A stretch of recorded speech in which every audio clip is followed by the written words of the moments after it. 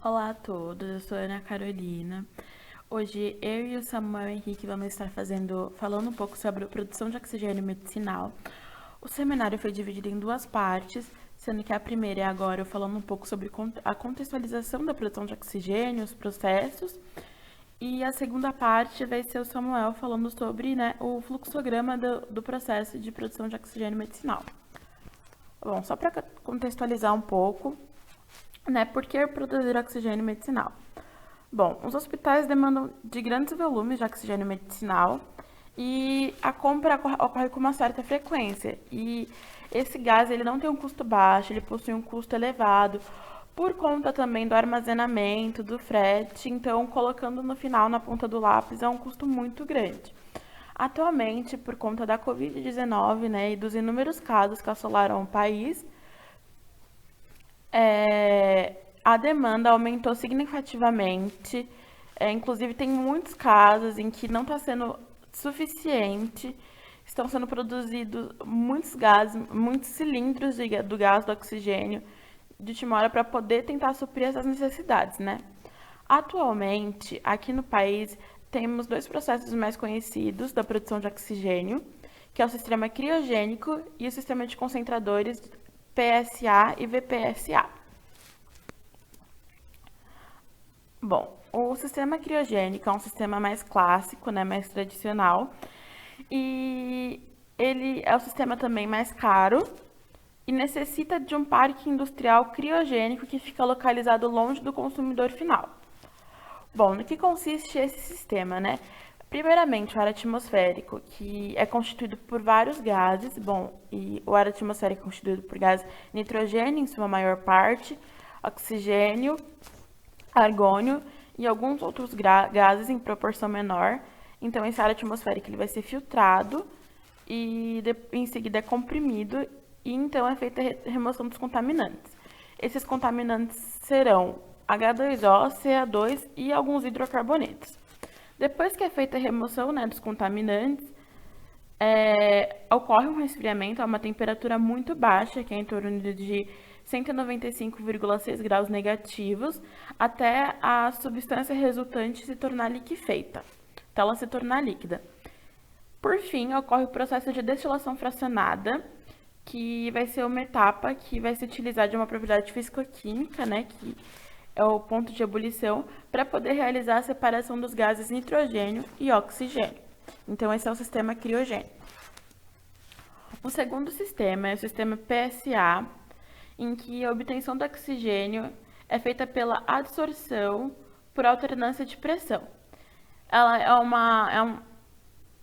um processo relativamente novo, teve seu início no final da década de 60, tem um custo operacional mais baixo quando comparado com o sistema tradicional, com o sistema criogênico, que é o sistema clássico, e a usina de produção desse sistema, ela fica instalada junto a um consumidor, Ela fica aclopada, então já diminui o custo com o frete também.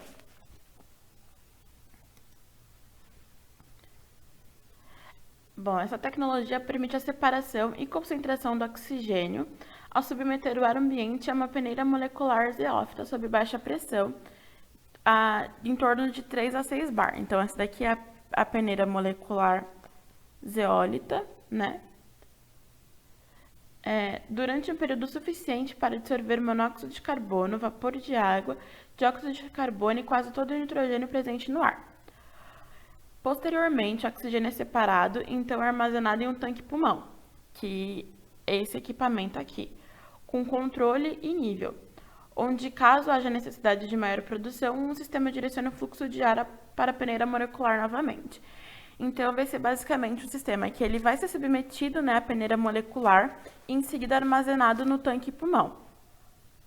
Caso ainda ocorra a presença de contaminantes, ele é levado novamente para a peneira molecular. Por fim, quando não tem mais nenhum tipo de contaminante, o ar está totalmente puro, ele é armazenado nos cilindros de ar. Apesar de ter um custo mais baixo, o sistema PSA possui algumas desvantagens.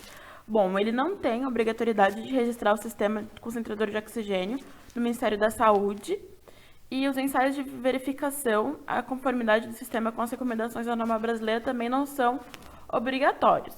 Então, corre o risco de qualquer pessoa poder fazer esse sistema e acabar gerando produtos com concentrações totalmente desproporcionais, longe daquilo que é estabelecido pela norma brasileira, o que é um perigo, né, para a produção. E também o gás resultante ele tem um percentual de oxigênio inferior quando comparado com o sistema criogênico. Bom, antes de mostrar o fluxograma da produção do oxigênio medicinal em indústria, eu queria falar um pouco sobre as diferenças entre o oxigênio medicinal e industrial. São duas diferenças basicamente. A primeira deles é a cor do cilindro. O Inmetro ele exige que o oxigênio medicinal seja envasado em cilindros de cor verde, enquanto que o oxigênio industrial tem que ser envasado nos cilindros de cor preta. Isso ocorre para não ter nenhum tipo de confusão, para ser rápida a visualização, para você bater o olho e saber qual que é qual, né? Sem ter nenhum tipo de engano, assim. E a segunda diferença, que é a mais clara, a maior delas, é que o oxigênio medicinal ele precisa ser mais puro e tem que ter uma qualidade melhor. Porque como vai ser usado em pessoas, é necessário, né, que ele tenha um maior grau de pureza, que não tenha nenhum contaminante, que seja uma qualidade boa na produção, para que esse oxigênio possa ter uma utilidade nos hospitais, né? Bom, esse daqui é o fluxograma de uma usina de produção de oxigênio medicinal. Uma produção bem simples, né, dessa planta. E tudo começa nos compressores. Os compressores eles vão captar o ar atmosférico e armazenar eles em pressão alta, ou seja, vai até 7 a 8 bar de pressão. Depois que ele captou e armazenou todo o ar atmosférico, esse ar passa por um processo de filtragem para retirar impurezas e de secagem para retirar a umidade do ar. Aí, após esse processo, ele passa por um concentrador, que na verdade é uma destilação, né?